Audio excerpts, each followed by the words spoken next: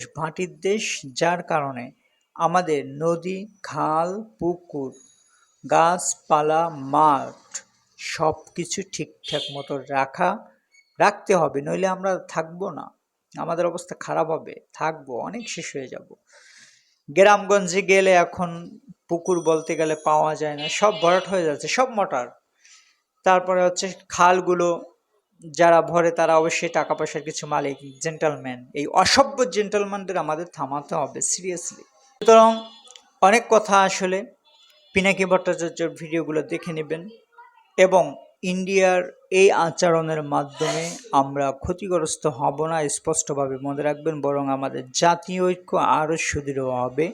এবং আপনার জায়গা থেকে আপনি ইন্ডিয়ান পণ্যগুলো বয়কট করবেন স্থায়ীভাবে, কোনো অবস্থায় এই জিনিসগুলো ক্রয় করবেন না।